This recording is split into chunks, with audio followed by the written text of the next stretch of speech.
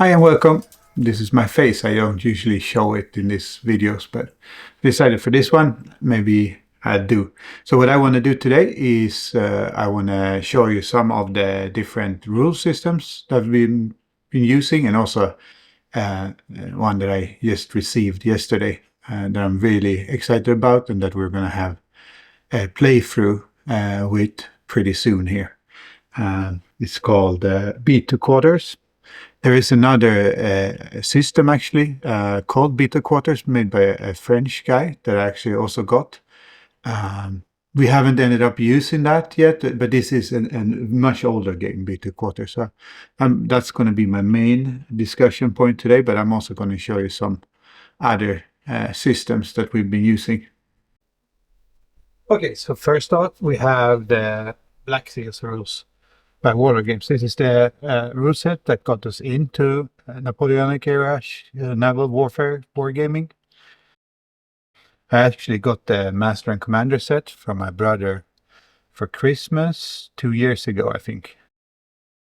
And so that's how it started. We pretty soon after got the Holdfast supplement. I don't know if it came out at that time, but anyway, we, as soon as we could get our hands on it, we got the Holdfast and started playing games pretty short after.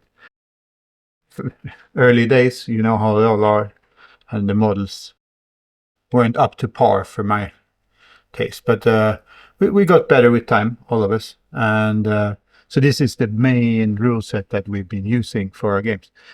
I think it plays out really well for medium, large size engagements. As far as the models go, we do use a lot of the Warlord Games models, but I also switched over quite a bit for myself to Turner miniature. It's just a matter of taste. I find that the scale on his ship is a little bit better for the battles when it's the smaller ships, like the unrated one, the 6th rates, the 5th rates, and so on, and also variation. For me, I love the variation and having each ship being unique. But that is just flavor, and I guess if you're just playing this game as a war game, the models are totally fine and also much more easily accessed, I guess. I recommend, if you haven't started playing Black Seas, maybe and you want to give it a go, a good way to start out is the Master and Commander set. That's how we started out, and it's you get the rule book and you get some ships and you can get started to play. So very clear rule book, lots of also illustrations looking really nice, and some history, and of course a lot of scenarios to try out. So we ended up using all the rules that we can, also the additional rules and so on, especially rules for countries and so on. We've tweaked this for ourselves in our house rules as we moved on, but it's a good start. Holdfast is the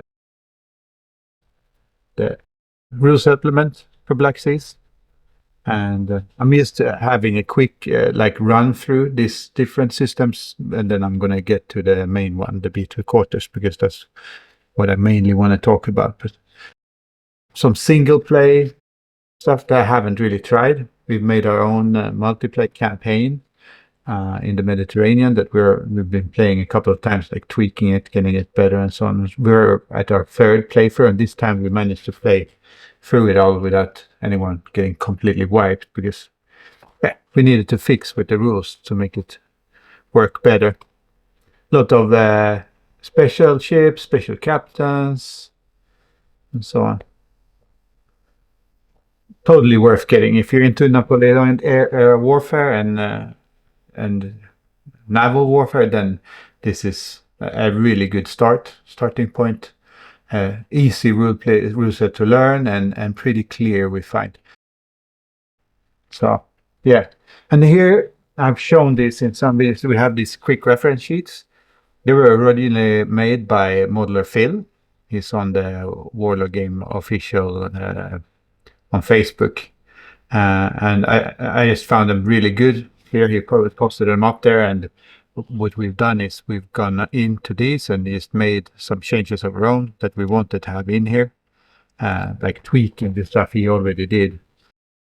For instance, if you look here, we have the critical hit. We just found that the criticals just hit too easy, so we decided to have heavy guns outside of 10, crit on a 1 on a d3, and then from 10-inch to 3-inch, 1 to 3 on a d6, and then at close range below 3 inches, they automatically crit, just like in the original rules. Light cannons do not crit outside of long range. Maybe some of you would disagree with that, but that's the way we run it. And then within 10 inches to 3 inches, it's a 1 on a d3. Below 3, as normal, is a direct hit. And then you have the coronades, 8-inch to 3-inch, 1 to 3 on a d6 is also a crit. Yeah, some changes to variation and entanglement that we're using, extra level of sail. Some of this stuff is from Modular Field, and some of the stuff we wrote ourselves. Some different rules on towing as well.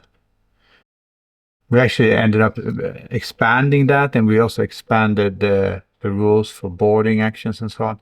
And then we take inspiration from some other systems. So this is Kiss Me Hardy. And it's another rule set. We haven't used it. We haven't really played games only using this system, but we've used parts of these rules in our house rules, like tweaking our house rules and so on. But it seems like a fun system. It's just that Black Seas has just filled all our needs so far. So we haven't ended up using this one. It's turning circles. They're so pretty nice. But always nice with different rule sets to try them out.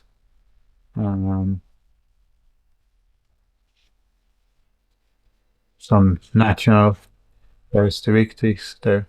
Jolly Actars, Sansculottes, the French guys, landlubbers, with the Spanish among them in these rules. So I think we mostly use the rules from, I can't remember what we take, but I think for towing and so on, we took the rules from this. Also, when ships run aground, we've added some level of detail there for the running aground. So it's not like automatic that when you run aground that you're gonna just take the normal damage. There might be some luck involved as well. So it's adding some depth into some parts of the gameplay using other rule sets. There is an addition to Kiss Me Hardy. It's called To Covet Glory, and it's an addition or a change to this Kiss Me Hardy rule, and that's the main thing that we've been using actually with this, and that's rules for combat for ships under the rate, like smaller ships or maybe 6 rates and so on. And those have been a lot of fun, like adding to and trying out. Hasn't really played out like the way we want to though. And that's why I'm going to get these Peter quarters and my hopes for those, because it's just a little bit of lack of definition and more into the sailing and the planning when you have single ship actions, especially with smaller ships like under the rate or 6 rate and so on. Using the Warlord game rules, the Black Sea rules, things can go really quick when you have small encounters like that. And because you don't have that many ship points, of course you don't do that much damage either, but it's like for us a little bit lack of fidelity when there is this smaller engagements, and that's the main thing for me at least, is those frigate actions. I watched this by Dracnifel. Yeah.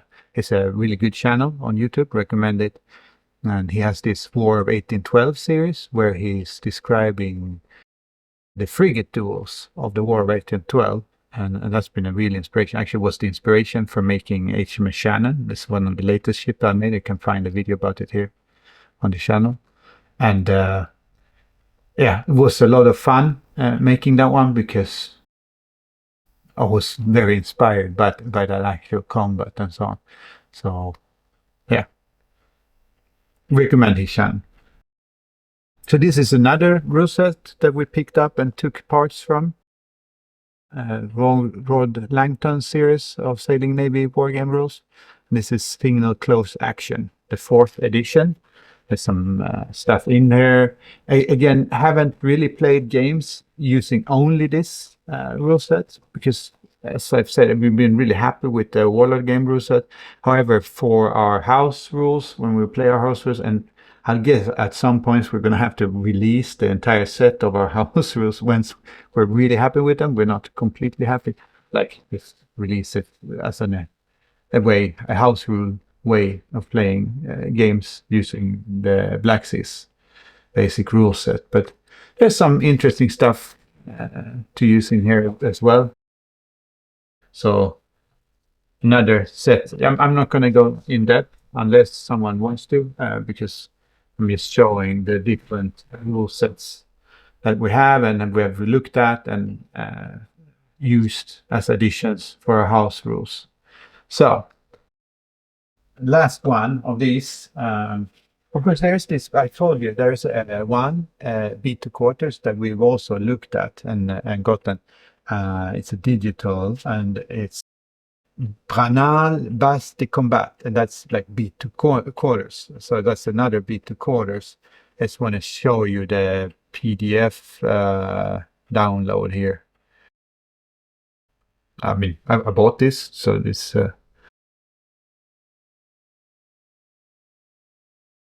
But that's this shows B2 quarters. So there is another B2 quarters. So don't get them confused. This B2 quarters is another rule set for combat with larger engagements, ships of the line and so on.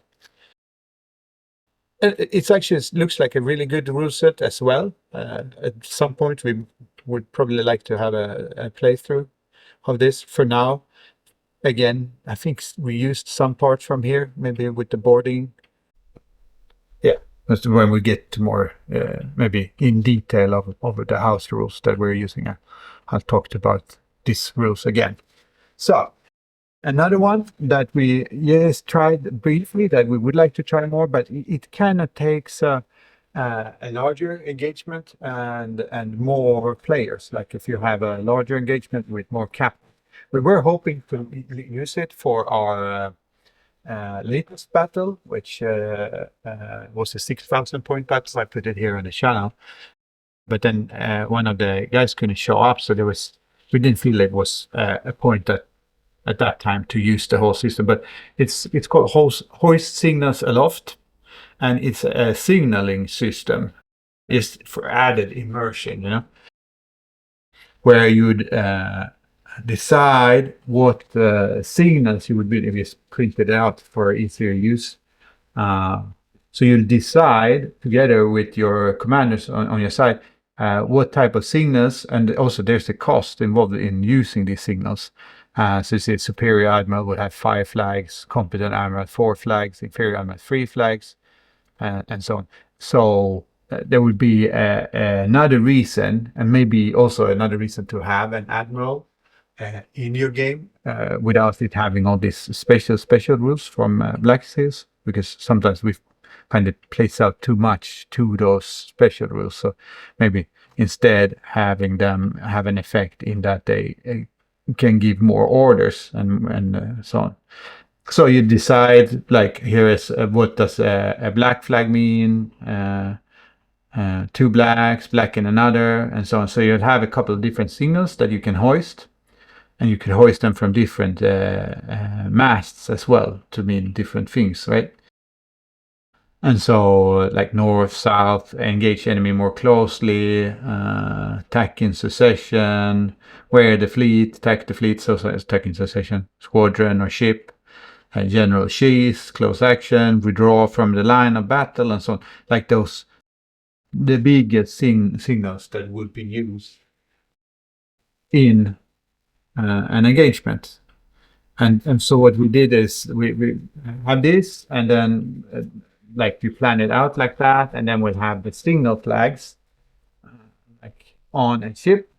So you hoist your signals on the corresponding mast. So maybe I'll have a black and a red on the main, right? And that if they will have their code book, right? The other commanders. So you're not really speaking out verbally, and the other side, they don't know what you're doing, right? You're just hoisting signals, just like they did in reality. This could be a lot of fun. Of course, it would take extra time playing, so that's why we haven't really used it fully yet. We were supposed to last time, but we haven't done it at some point. And if you guys really want to, just let me know, and we'll definitely have a play for using this.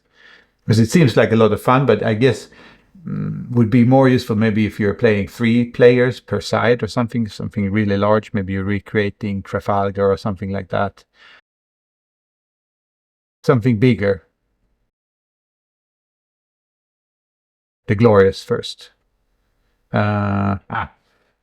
Anyway, so maybe at the Missen and so on. So you'd have an actual frigate, and you'll hoist the signals on that, or a ship. In this case, there's a frigate, but should be ship of the line maybe. But it was an idea that we played with, and looking forward to using it fully at some point, but I guess not yet.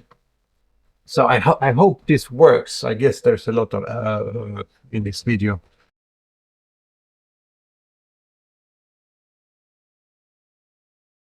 So we get to the main event here, and this is beat the quarters. So this is an older system that I picked up, I got, and it came unpunched. So all the original cards are here. I'm going to be punching them out because I'm going to be using it. Actually, this is by far, gotta say, just to have the read through the other day, and by far the system I find the most interesting for single ship or small engagements, to be honest. And I'll tell you why in a second. But here you have this is for firing, and the compass, and these are some punch out ship if you don't have ship. It's made for games in 1 to 1200 scale. So if you're going to play it in 1 to 700 scale, you're going to have to, and that's what I'm working on right now, you're going to have to use some kind of system for changing the scale, so the movement, for instance. But it would be pretty simple. I guess you could just divide it. So I have to take a break there. Yeah, so about the scales. So this is made in 1 to 1200 scale, and the Black Seas models and ships, and the ships I've been painting, is 1 to 700 scale. And so 1 centimeter when moving in this 1 to 1200 scale would have to be 1.71 centimeters in 1 to 1700 scale. So you'll be moving a little bit faster. And I guess you can make a conversion table, and that's probably what I'll be doing. Might actually make it a straight 1 centimeter to 2 centimeters for ease of use, and see how it plays. I guess that's what we're going to do, is to make it easier for ourselves. So this is the other punch card with some more ships. So if you get this, I mean, you can't get it new these days. This was like used, but in a good condition. Make sure you get all the punch cards if you don't have models to play with. because then you can play it with these punch cards, right? And this is the coolest part, I think.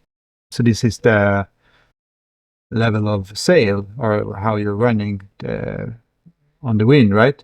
So you'll place your model here. I should have brought a ship model, but this is ship model, my finger. And then you'll point that to the wind. So maybe I'm actually going to punch out the compass here. And the wind. Oh, sorry. Keep mess. So I'll have the wind card. Maybe I'll have it pointing to the north. So, and in this scenario, the wind is like blowing to the west, southwest. So, and my ship is sailing from north to south, and so I'll place my ship on it, and then I'll match these two up, and then I'll find out what is possible. So, if I'm fore and aft rigged, I would be at this point beating before the wind, or on beating to the wind. And then if you're rigged, normal rigged ship, you'd be stopped. So you'd be actually in irons at this point. So you'll move this around, you see, and in this game you need to be beating before you can, for instance, wear and so on. Reaching, and we have quarter reaching, and then running before the wind, and again quarter reaching. Probably the best level of sail, or point of sail for most ships, right? I'm not a sailor, so I might get some of these things. I'm a very enthusiastic board gamer, but I'm not a sailor. I wish I was a sailor. Maybe I'll be in the future. So here you have stopped. So there's a difference between fore and aft rigged.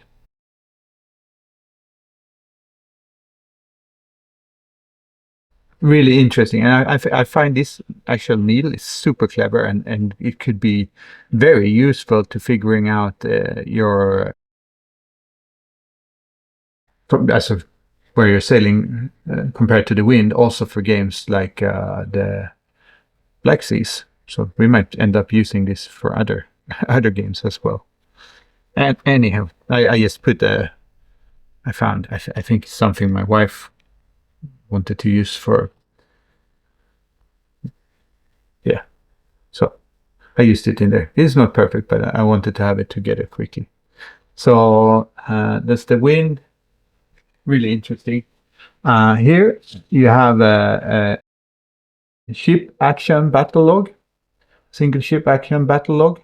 So you'll have the name, the rate, and then some numbers. I'll show you in the rules. And damage and so you will be recording the battle in this log. Very cool, very cool. I'm going to take 1 billion copies of these so we can play a lot of games. I got a couple with here with the original set. So really cool stuff.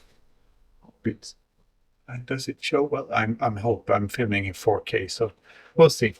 This might be nothing. First time I do something like this. And here we have like an additional card with some of the rules that you will need. So sailing, speed charts, slight breeze, gentle breeze, moderate breeze, fresh breeze, and gale. And then what happens, how far you will move if you're first and second rate, and then third rates and fourth rates, American fourth rates, they've separated out here in this system. Fifth and sixth rates, sloops, brigs, snows, gondolas, ketches, galleys, lacquers, different types. And grand cruise, that's an optional rule. I'm going to read through that again so I can explain it better, but this is just an initial look through. I'll explain it better once we've had a playthrough. But we have the abbreviations here. So the SVN is sail value number. The PVN is the point value number. D, number percentage dice expected expressed as decimal. Q, number of guns. R, range of modifier. H, hits scored. S, shot modifier. N, nationality gunnery modifier. And we'll actually use this in this game. Caliber, damage points. DP, SR, square rigged ship. Well, not ship rigged, square rigged. Sometimes you see the names, I know them in Swedish, but so ship rigged ship and fore and aft rigged ship. So that's it. So we have the ship rigged ship and then a square rigged ship and the fore and aft rigged ship. Like a schooner or something. Quarter reaching, beating, reaching, running, hull value number, HVN, gunnery damage number, GDN, C dot coordinates, and this crosshatch. Is it crosshatch? It's called pounds. It's pounds. So, and we have the other side, range chart, range modifier, shot and type modifiers, special damage, multiple ship action, unsupported ship surrender charts, surrender points lost by damage or tactical factors, single ship action surrender chart, Napoleonic nationality gunnery modifier. You see here in this system, the best gunners with a 1.15 modifier is going to be the Americans. The British and the Bombay Marine, they have 1.0. Dutch 0.75, French 0.55, Danes and Swedes 0.50, Russians 0.45, Spanish and the Portuguese 0.35, Italians and Austrians 0.10, and all Islamic powers 0.10. So this is probably going to represent how trained the gunnery crews were, how effective they were. I think, like, reading historical, I'm thinking a lot of you guys will disagree, but reading historical sources, I find this reads a little bit true, right? I don't know. We'll try it, and then if it turns out it's too much, then we'll add some house rules to that as well. So here we have the firing procedure and nationality boarding casualty factor table, contested area table, revolutionary nationality gunnery modifiers. That's different than the Napoleonic. So this is the earlier times, the Revolutionary Wars. And there's the Americans and French at 0.98, British, Bombay, Dutch 1.0, Danes and Swedes 0.50 again, Russians 0.45, Spanish 0.35, and Islamic powers 0.10. So slightly different than during the Napoleonic Wars. The French having more untrained crews due to mostly being holed up and blockaded by the British, I guess. So, but really a nice card. And so again, beta quarters is the name of the system. And with the first page, walkthrough, general information. The thing is, the main thing that I like about this is, and I'm going to read it, the game turn sequence. So every 10 turns, check to see if the wind has changed force or direction. Each side writes orders for their ships secretly on the back of the ship battle log. This includes proposed movement and turns, as well as orders for freeing grounded ship, orders to rig or cast off tows, weighing anchor, Euro-rig, cut cables, launch fire ships, fight fires, transfer crews, cast the lead, and begin the change to full sail, and vice versa. Players are allowed 1.5 minutes to write the orders for each ship under their control. C. Movement. All ships are moved according to their orders. Movement is simultaneous. This is the part I really like, because this becomes like I'm again thinking of the Draknifel channel and his frigate duels, right? You're seeing the opponent, and now you're making a plan, and then things plays out in real time. So that's my main thing where I'm really looking forward to testing these rules, because that's such a cool thing. Like you plan it out in advance, and then it plays out in real time. There is when things get close, then you'll play it into, but I'll get to that. So movement is does both sides move at once. If it appears by retracing the moves of subject ships that any collisions have occurred, refer to the collision rules. See 11. D. Attempts to grapple, cut grapples, and clear wreckage are made. E. Both players fire edgeable guns. F. If any hits are made on a ship, a damage check is made. Add up damage points and determine percentage losses to the hull, and check on any sail, mast, rudder, wheel, and gun losses. So as you take damage to different parts of the ship, you're going to be losing sails, and if you lose a lot of sail, you might lose a mast. You might get hit in the rudder or the wheel, or also you're taking damage to the hull. You're going to eventually start losing guns, and then you'll find out which guns you're losing. So I find this very, only here, like it's much more in depth. So that there is so much things that are going to play in to how it plays out. So roll to see which of each were knocked out if applicable. At the time, check the number of surrendered ship points on each ship has lost to determine if the ship surrenders or strikes its colors. G. Boarding. Once after one game turn of contact, boarding may take place. So you need to be in contact for one turn, being grappled. Only one round of melee may be fought each game turn during this phase. H. Losses occurred during a melee is recorded on the battle log. One game turn is completed. Repeat the step A to H until the scenario is concluded. So that's the game sequence in short, and why I'm really excited about having this system, because I think for a single ship action, like I'm actually going to be painting up the Chesapeake to match that up against my HMS Shannon, just to have that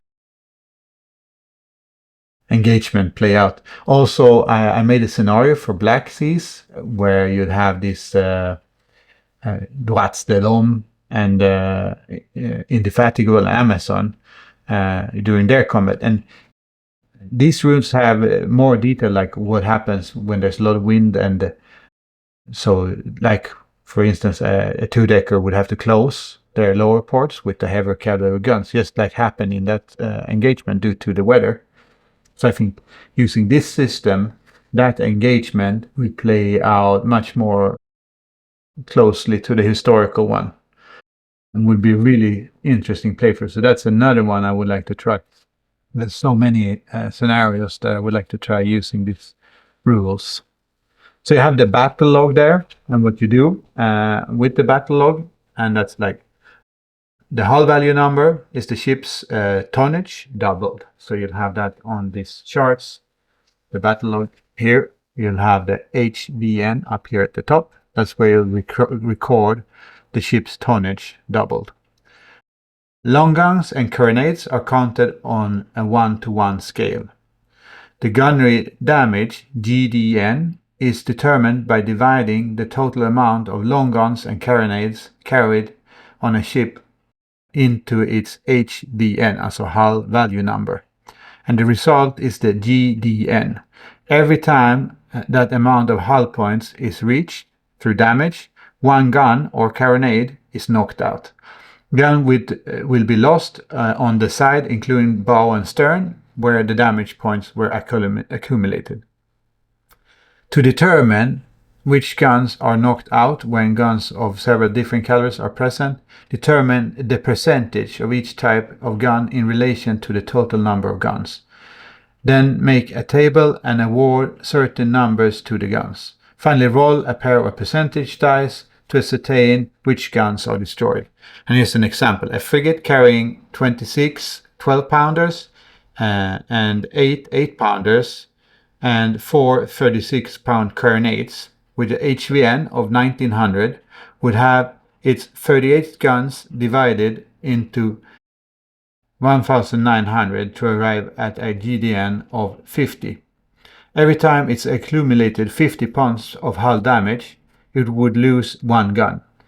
68% of the guns are 12-pounders, 21% are 8-pounders, and 11% are 36-pounder carronades. The table would look like this. 1 to 68 lose a 12-pounder. 69 to 89 lose 8-pounder, an 8-pounder, and 90 to 100 lose a 36-pounder carronade. A small c next to a gun's poundage means that it's a carronade. So you can also have a campaign situation. I'm not going to go into because I haven't read enough about it, but you can play using campaign rules, and then you would count things a little different and so on. You have the bow and stern chasers, the crew, the sail value number.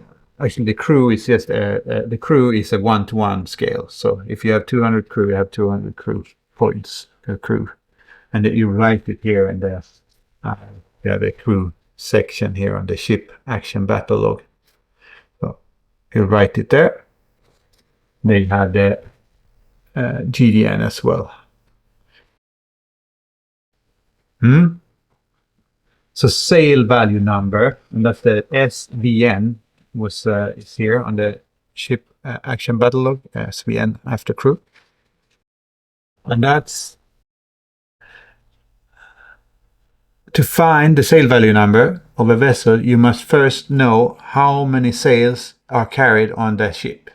Use the following as a guide. So this is just a guide, but first rate, second rate, third rate, fourth rate, fifth rate, sixth rate sloops, as a corvettes, Hemenas and Turumas, those are Swedish types of ships. They all carry 10 sails. Snows and some Udemans, also a Swedish type, would carry 8. Brigs, luggers, 7. Bomb catchers and pujamas. I'm not sure I said that right. 6. Double sail, topsail schooners, 5. Single topsail schooners, sebecs and cutters, 4. Sloops, polacras and so on, and then you have galleys and gunboats, and yeah. The number of sails a vessel carries is, if not on the table, may be figured out by counting the sails from a picture or a model of the vessel while counting only one jib sail, regardless of their number. So you just have one jib. And jib sail, I'll show you on the cover of single topsail. That's a jib. So you'll just have one jib sail, no matter if you'll be carrying 3 or so. That counts as one jib.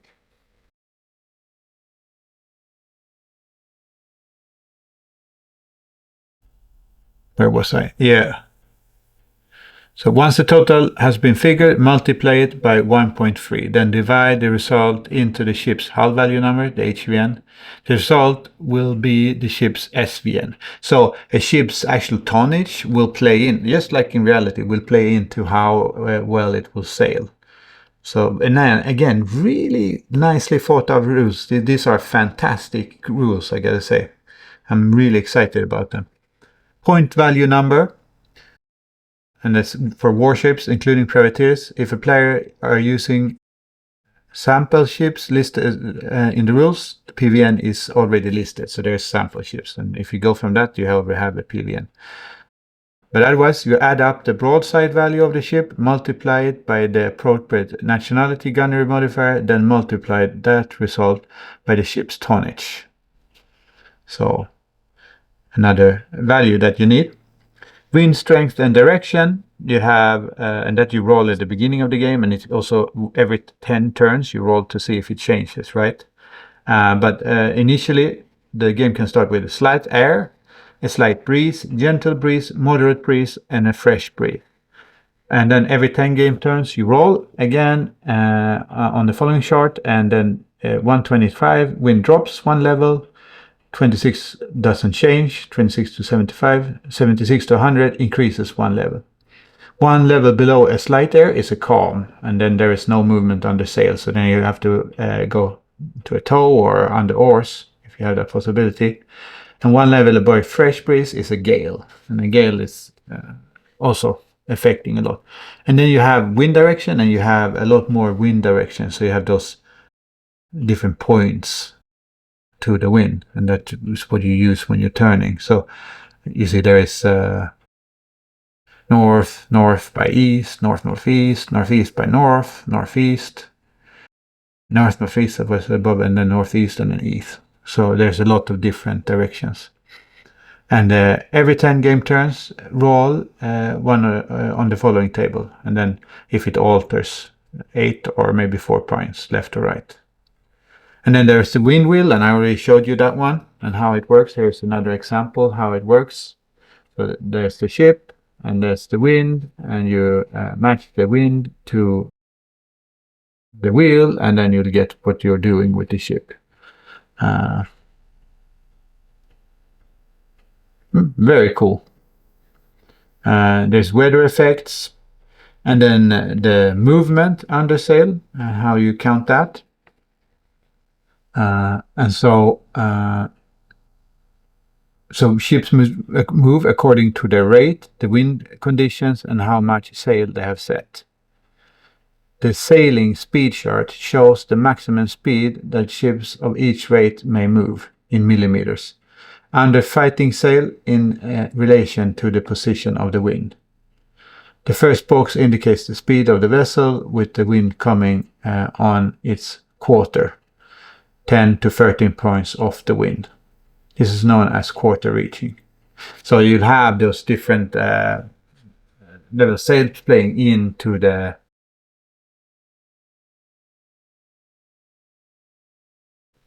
sail chart. And so here's the sailing speed chart. And so you see first, second rates, third rates, and everything, and how much they can do in the different, for instance, here was quarter running. So you can see how much in millimeters they can move. Running, quarter reaching, reaching, beating, and drifting. The quarter reaching, not quarter running. So, and turning, different ship rates have different turn points. I mean, also in Black Seals, the bigger ships would turn a little bit slower. So small ships like Brig, Sudemas, and so on would have 9 points. Any smaller would have 10 points. Fifth rates, Jimenas would have like 8 points. Sixth rates also 9 points.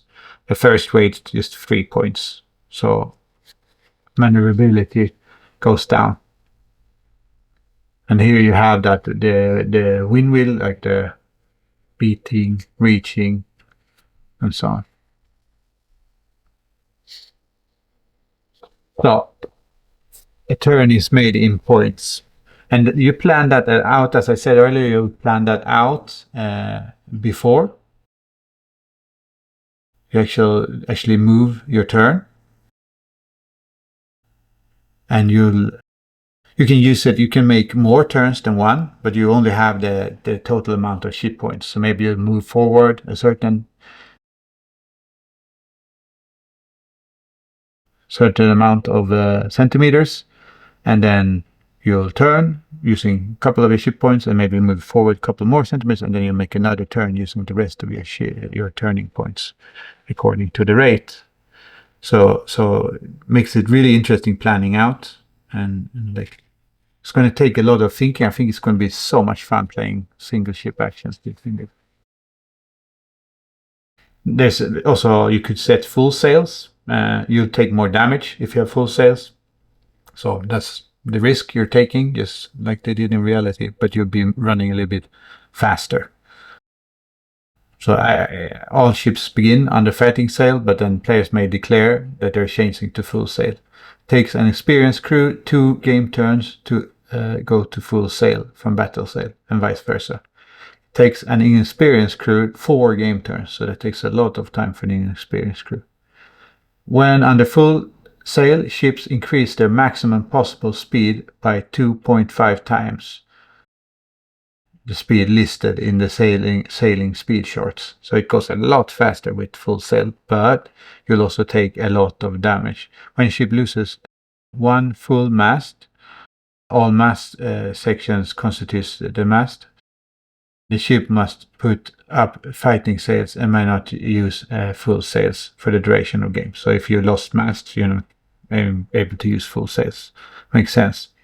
Also, while the ship is under full sail, any hits scored against the sails are doubled. So that's the risk you're taking. You're taking double damage to your rigging and sails if you're running full sails.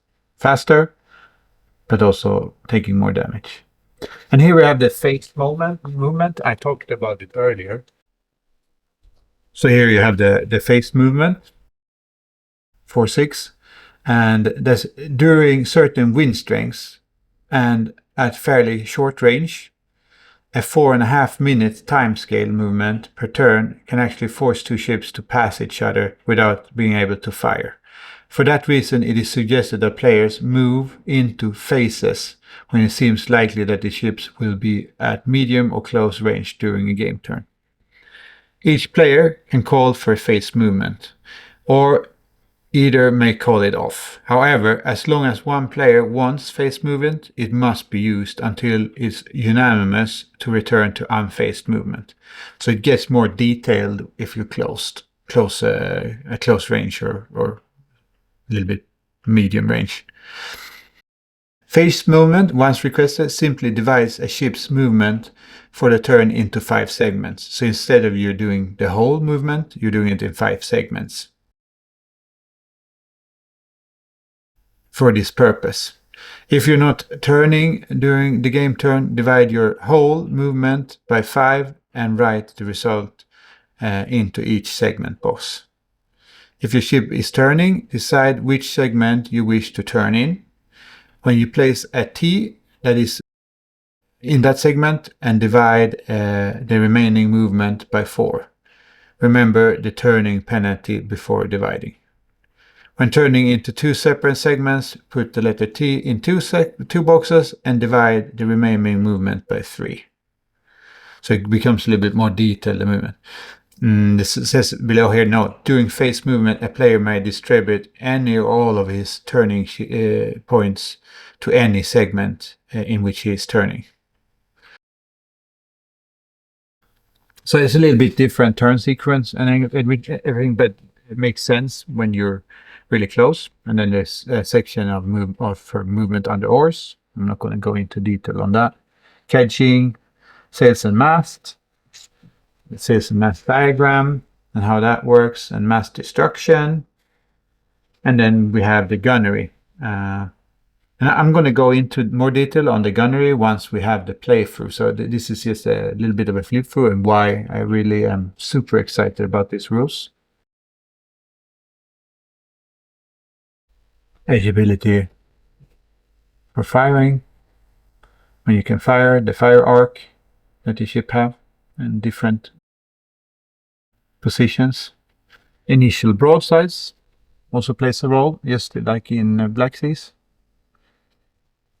And we have the types of shots, different types of shots, just like in Black Seas, there's different types of shots that you can use that has effect on the firing.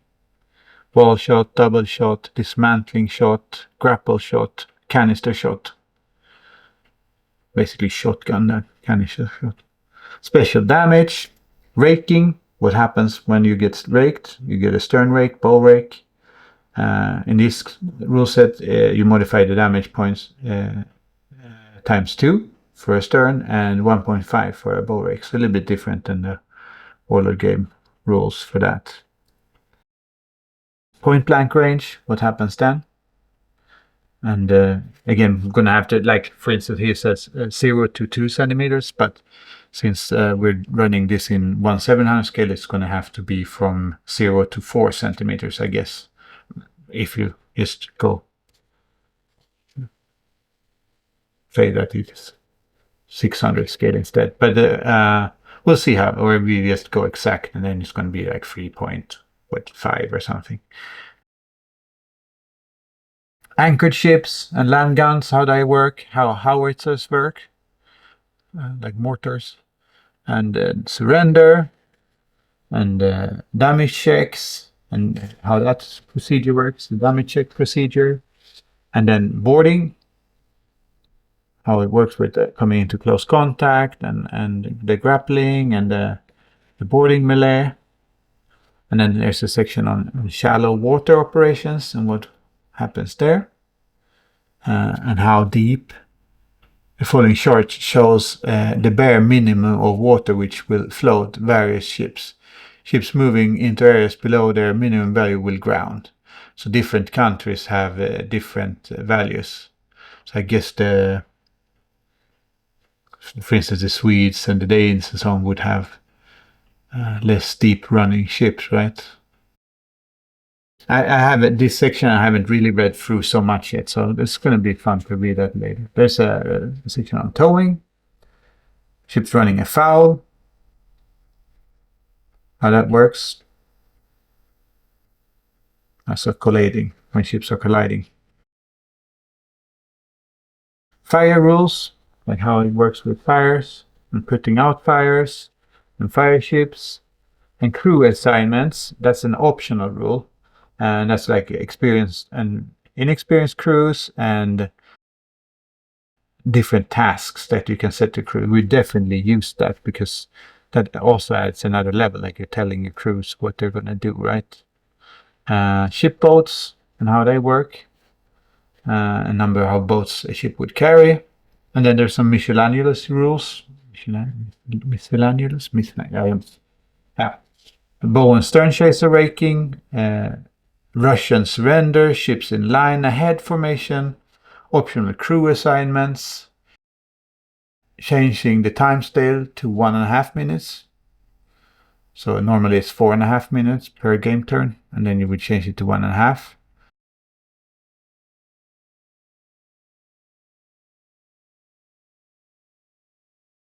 It says here, self-styled horn blowers or aerial flint devotees who may want to add more realism to the game may cut the time scale to 1.5 minutes per game turn.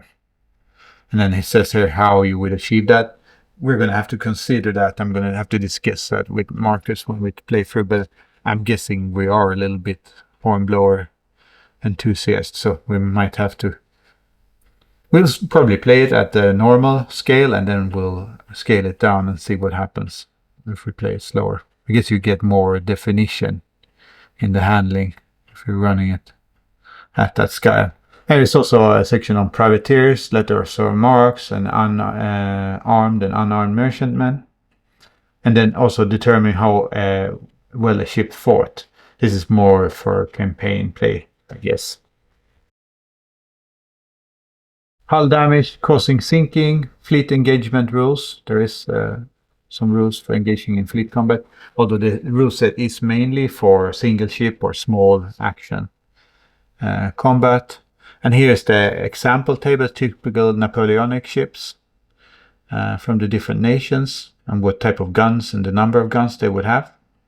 Like a first-rate 100 gun, how many 32 pounders, how many 24 pounders, 18 pounders, 12 pounders, and the carronades they would carry. So they have the different nations and then also at different times, I think. We'll see when we play this through. Orders of battle.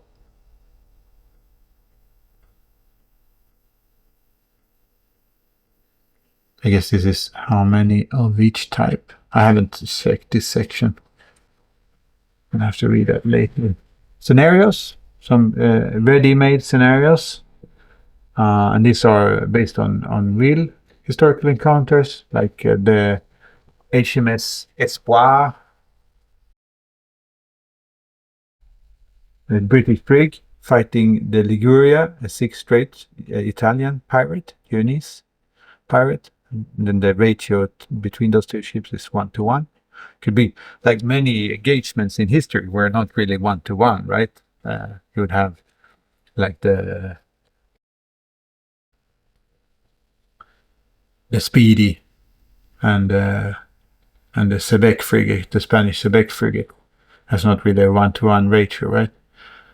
But all those could also be fun to play, see how they play out. And then there's some old information on where you get those ship models. I guess those prices would be nice today.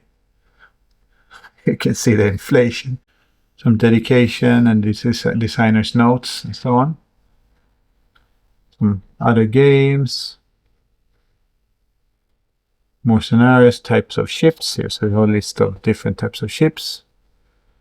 Explained, like a Udema, like I said earlier, 3-masted bark rigged shallow drafted vessel without top-gallant mast.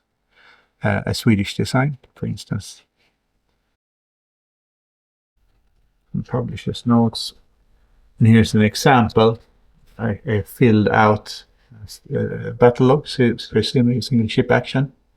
So you have the USS Argus, a 20-gun brig, rated A, HVN of 632, PVN, crew, that's the actual crew number, the SVN, and then the guns, the GDN number, maximum turning points, and then the speed, and the different wind directions, the guns, what they have on their broadsides, and what they have in fore and aft. And then there's a sail mast diagram, and then there's a record of gun losses and a record of fires, sail damage, hull damage, crew assignments, and surrender points. And here are those punch-out counters, ship counter symbols that you could be using in that scale. A little bit larger here in the book than they are on the actual punch-outs. I'll show you. So this is more like 1/700 scale, I think. This is 1/1200 scale, like a ship of the line. So, but it's the different counters. I won't be using them since we'll be using our ship models. So a really nice little rule set. So excited about. There was someone tipping me off about this one. It might be actually one of the people who wrote it, or the person who wrote it. It was on one forum. My memory is sometimes a little bit fuzzy. Someone recommended this to me. Beat the quarters. I'm really looking forward to testing this, and I hope you had a nice read through together with me here. And any questions and so on that you might have, or something you want to explain more, or from maybe some of the other rule sets.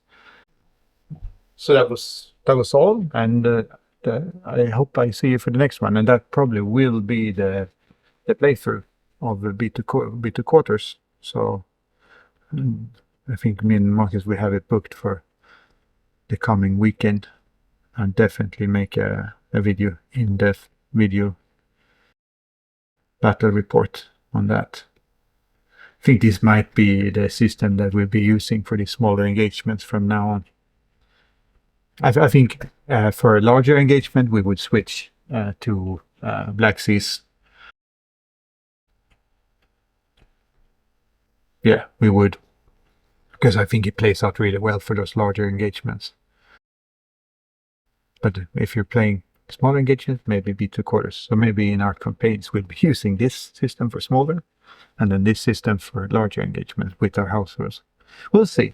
It's all about having fun, right? And yeah, figure out the way you want to play. I'm also thinking about other stuff that I could like make videos on. I mean, I did some terrain. Maybe you guys would like to see some of that. I heard someone want to see how I go about when I build my own masts.